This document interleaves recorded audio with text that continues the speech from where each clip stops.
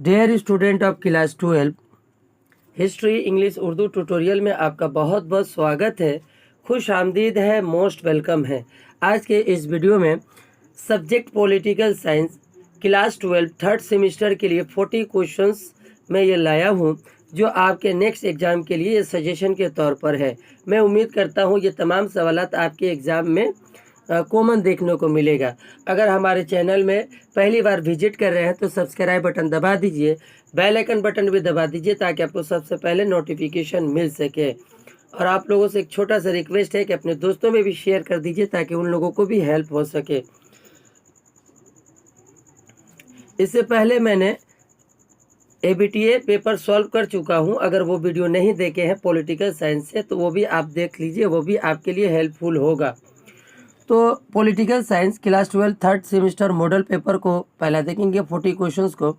पहला जो सवाल है, the term cold war was the first use by. Cold war का इस्तेमाल सबसे पहले किसने किया था? तो इसका जवाब होगा ऑप्शन ए, बेर्नार्ड ब्रूच।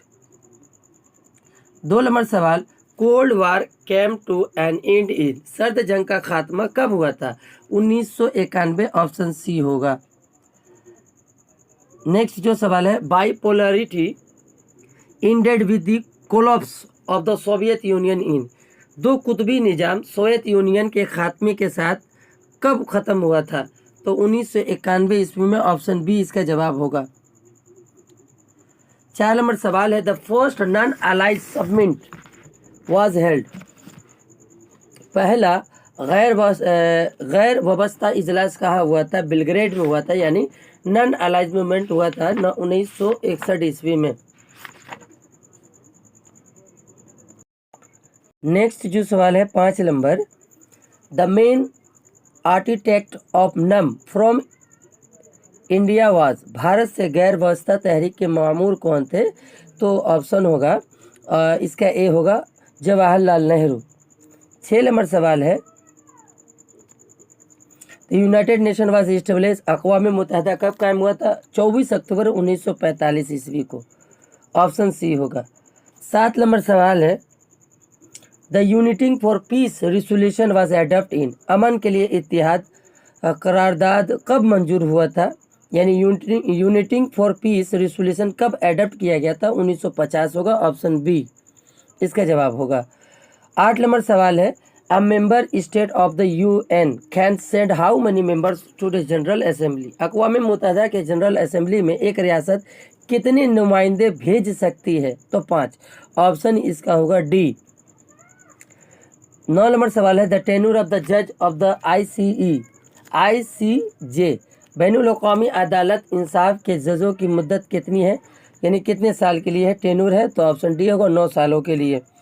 10 नंबर सवाल है, the number of the permanent member of UNO security council. सलामती काउंसिल में परमानेंट मेंबर के अरकान कितने हैं, यानी मेंबर कितने हैं? तो ऑप्शन होगा टोटल मेंबर 15 है, 5 परमानेंट है और 10 नॉन परमानेंट है। तो 5 परमानेंट का पूछा गया है, तो ऑप्शन ए इसका जवाब होगा। 11 नंबर सवाल, the main power of the unipolar world is.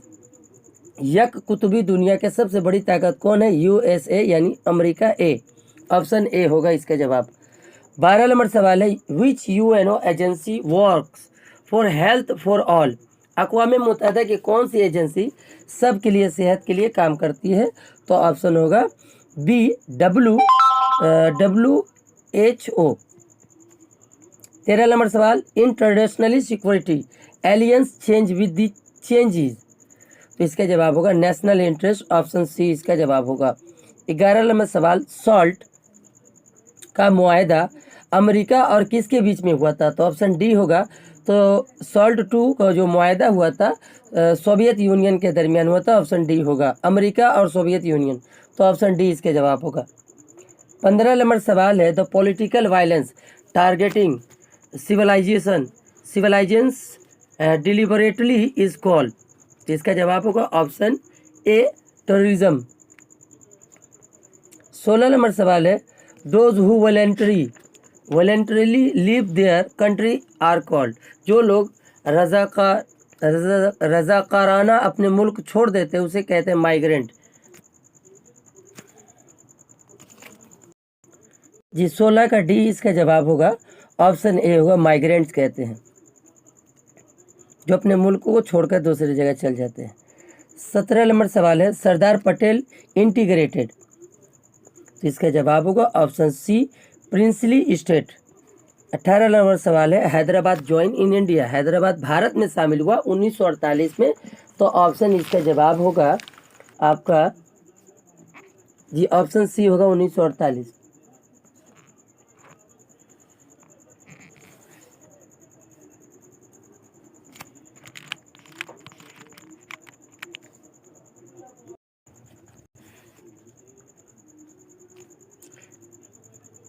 Next जो सवाल है, state reorganisation act linguistic basis was pass इन,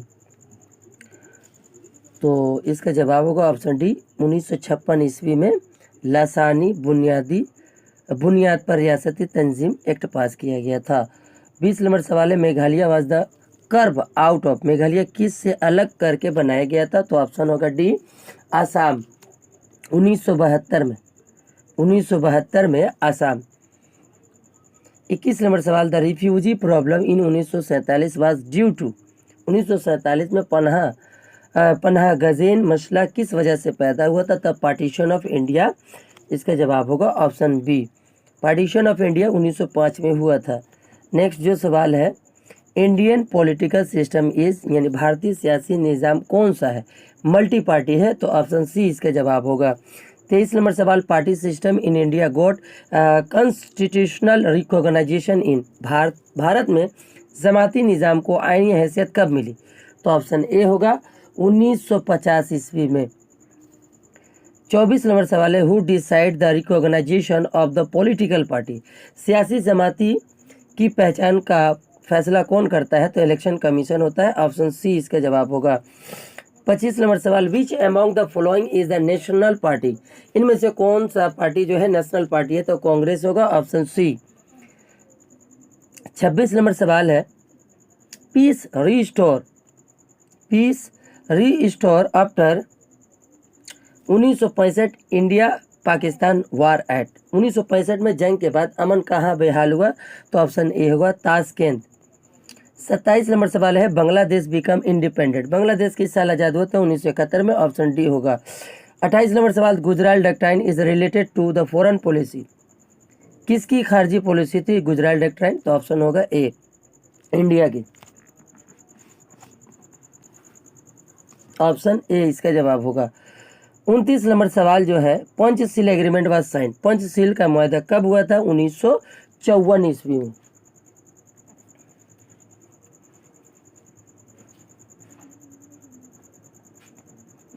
और किसके दरमियान में हुआ था, इंडिया और चाइना के दरमियान में पंचशील एग्रीमेंट हुआ था।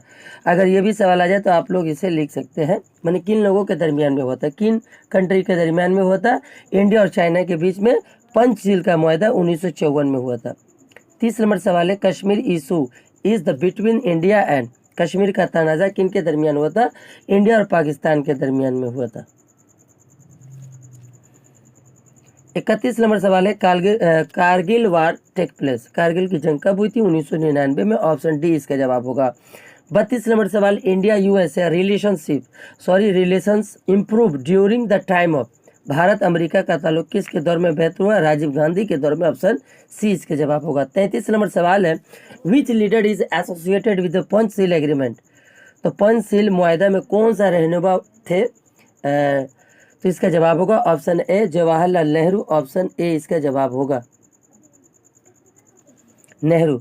34 नंबर सवाल है, अजरसन है, president of India is the constitutional head, Bharat का सदर आईने सरबराह होता है, और दूसरा वजह दिया है, प्रेसिडेंट इंजॉयज इमरजेंसी पावर, यानी सदर को इमरजेंसी की अख्तियारात हासिल है, तो क्या यह जुमला सही है या गलत है, तो both A and R is true, मैंने आर एक्सप्लेन किया है, ए का, ये दोनों सही है, तो ऑप्शन ए इसका जवाब होगा।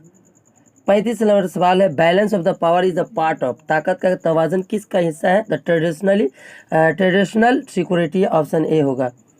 माइग्रेशन इज रिलेटेड टू, हिजरत किससे मुतल्लिक है, तो नॉन ट्रेडिशनल सिक्योरिटी से है।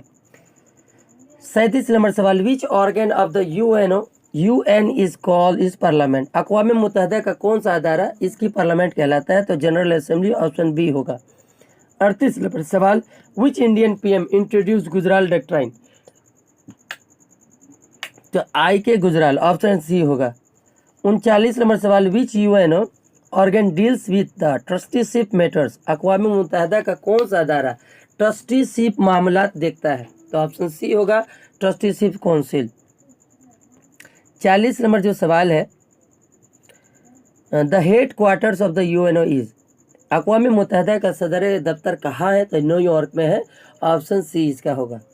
मैं उम्मीद करता हूँ ये तमाम सवालात आपके एग्ज़ाम के लिए इम्पोर्टेंट है, और वीडियो को ज़्यादा से ज़्यादा लाइक कर दीजिए, शेयर भी कर दीजिए। मिलते हैं अगला वीडियो में।